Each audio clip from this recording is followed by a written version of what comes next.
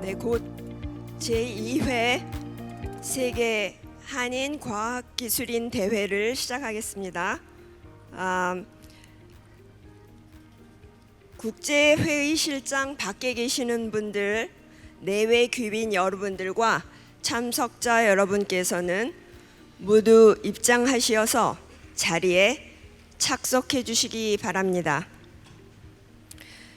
또 원활한 행사 진행을 위하여 행사가 진행되는 동안에 휴대전화는 진동 모드로 전환하여 주시기 바라며 휴대전화 사용을 자제해 주시기 바랍니다.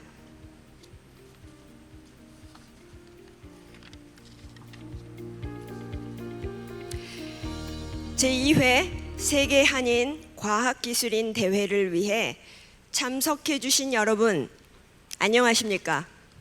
Good morning, everyone. I hope you are having wonderful time, productive and great. Thank you. 기조강연 진행을 맡은 미국 메릴랜드 대학의 서은숙 교수입니다. 네, 소중한 시간을 내셔서 오늘 이렇게 참석해 주신 한인 과학기술인 여러분들께 진심으로 환영의 인사를 전합니다. And welcome both of you as well. 오늘 대회는 기조 강연을 시작으로 진행되겠습니다. 프랑스에서 오신 International Space University의 총장님이신 니콜라스 피러님을 모시고 The Importance of Human Capital for a Successful Space Sector를 주제로 다양한 이야기를 전해 듣도록 하겠습니다. President Nicholas Peter, could you come up to the stage, please? 기조 연사가 무대 위로 올라오실 때 큰 박수를 부탁드리겠습니다.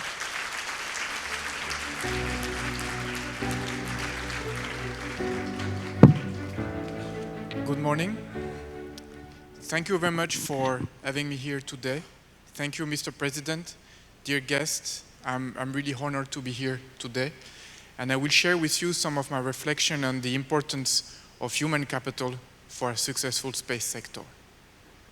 The reason I'm focusing on human capital is because Korea, from decades ago, realized the importance of putting human capital at the core of the technological progress of the country. And while it decided to embark into new space activities, this is the aim of the focus of this presentation, and I will share with you some of my reflection on that, and also some of the philosophy that my organization is doing, and why also we are reaching out to partner here in the country. If you pick any country in the world, including Korea, the objective of those countries is to have economic growth. This is one of the main driving of all public policies involvement in the domain of science and technology. And for that, if you want to have innovation, sustainable economic development, you need certain elements. We know that in this century, we are turning into a digital age, where the digital economy is at the core of everything linked to economic progress. So is as well science and technology. So for any country that want to be at the forefront right now, to be seen as an economic power or regional or world power, you have science and technology at the core of its activities. And here I want to commend the work of COVS. So we know those are elements important or the key ingredient in the recipe for success. That leads to the importance of human capital. Because even though technology is important, behind every technology are humans, are people developing this technology, applying this technology, leading to innovation. And therefore, education is important. Education at different level. Education at university level, education as well as vocational training to have good technicians.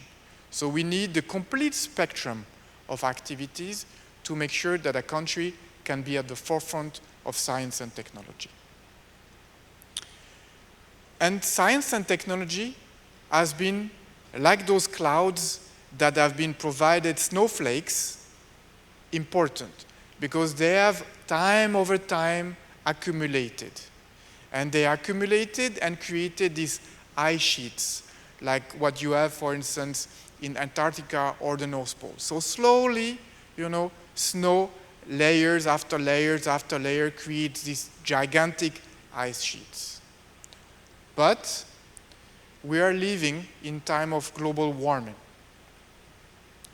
Global warming is a threat for every country, but it's also, I hear, used as a metaphor to threaten what we want to see about the importance of science and technology. Because science and technology is diminishing in its relevance for many people in the society. They take it as granted. So that means you can see here, some of the snowflakes here are getting smaller. So you have less snow falling to make sure that the ice sheets keep growing. And the opposite, you have among the newer generation, new interest. Movie stars, video games, and in Korea I think I can talk about the importance of video games, but also baseball, other sports. The younger generation, they don't necessarily dream of a career in science and technology. They have other aspirations. And we see that because this is important, because that's for the future. You have people that are not necessarily putting science and technology in the forefront of education. That means may impact some of the development in the future. And that means you have different ice sheets, because they break up from the, banquise, from those big ice elements. They start into going into smaller. And then you have different domains also growing in importance. AI could be one, quantum computing could be another one, or space. This is okay, as long as you can establish bridges between those. Before, they were seen as a continuum of activities, and then you see more silos, more those little ice islands coming there. What is important is to establish the bridge among those. But also it's misleading to see those islands or those icebergs as only seeing the tips. For instance, in the space sector, we use astronauts as the key figures. That might be good to have visibility, but there are very few astronauts, very few, and not everyone wants to be an astronaut. What is important is what lays below the water, what you don't see. What is important is those big group of people that are trained and educated to be technicians, to be policy experts, lawyers, that are also important to enable every scientific and technological development you might have. Samsung, it's not only about engineers, it's also about people doing the marketing, doing the business. So this is important in every domain of science in technology. And also for the space sector, if you want to grow the ecosystem, if you want to have a space economy and activities that enable you to go to have a rocket like what you have with NARI, to go around the moon the same way you are doing right now, astronauts and so on, but also application, you need to have a complete understanding that you need people with different skills, and you need to put people at the core of those activities. And there is a way. If you go back to some element of my equation, what is key is that part, is again putting human capital at the center and to educate and train them. Because if you want to educate them, If you want someone to fish, you need to explain them how to fish. If you give them the instrument, they may not be able to use it, but you have to explain why you want to do it. And that's what we are doing at ISU for the space sector. So ISU, it's a recent organization created in 1987. So you will say, it's recent. Yes, except in the space sector, it's the only one and therefore the oldest dedicated only to space. We are based in Strasbourg, France, but we have a hub in the United States, and we have partnership around the world. And what we try to do is to build links and networks with all key players in the sectors. And our teaching is not just about traditional teaching.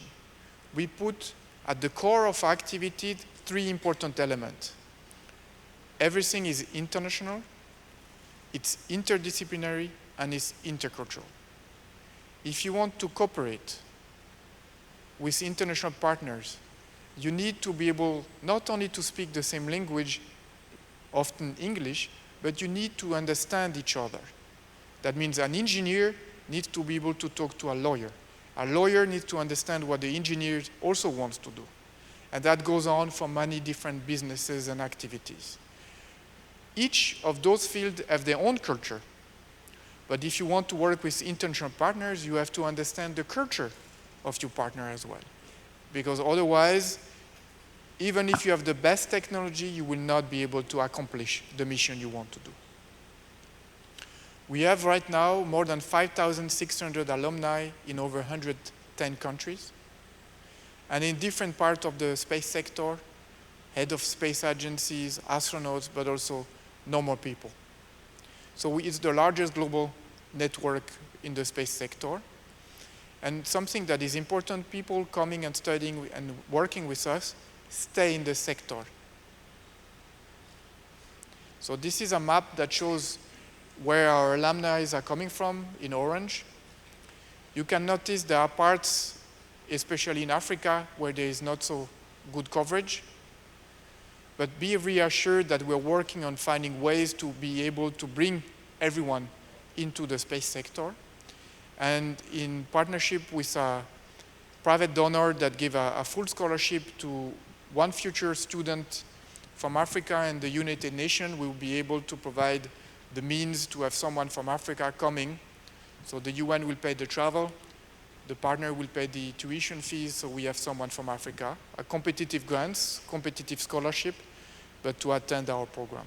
This is one of the examples where I think we need to give the chance to everyone, because talent is not limited by geography, but often opportunities do, and that's why we are trying to bridge that. And people come in our programs for different reasons. Because they want to learn about space, yes, but also because they want to access to the cutting edge knowledge that is evolved and updated on a yearly basis, but also because it's not only about academics. They want also to learn the skills of the future. And that's why in the future, you need technical skills, but you need also soft skills. Sometimes, some of you are in decision power. Some of you at the back will be the upcoming generation. Sometimes being the best in technical knowledge is great if you are a Nobel Prize winner. Otherwise, if you want to work with other people in the team, you need to have also different type of skills to make sure that you can work efficiently in a team. And also, everyone is different, and diversity is good. So, but you need to be able to learn your domain as well as other ones. So you have this T-shaped approach that is needed. But not everyone has the same aspiration, not everyone has the same background and wants to go in the same position in the future. That's why our programs are different between master program, professional development program for 8 weeks, 4 weeks, or 1 week, but also digital education. Some of the milestones we have had in the past, that shows also the evolution of our programs, because the education landscape has changed, but also the aspiration of the students. there's a distinction to be made between the generation X, the millennium, Gen Z. They have different aspirations, and so we need to take that into account. Here are some examples of where people are working that studied with us. I put here some logos, but those are just here to show you some of the type of organization. We have space agencies, research organization, big companies, chaebol style companies, startup companies as well. We are also proud to have different type of alumni. If you look at the top line, the second starting from the left, you will recognize her. So that's your Korean astronaut. So she's an alumni of the program. She did the the space studies program at ISU. We have other astronauts that flew, for instance, on Hubble space mission, about to fly very soon, so from Australia, Turkey, as an example. But we also have heads of space agencies, Australia, Brazil, South Africa. But those are what I call the tip of the iceberg. That's the public figures that you know, and that can help to motivate people to engage into the sector. But that's few examples of many more that work in the sector, and I think we should focus on the many more and not only just about the few.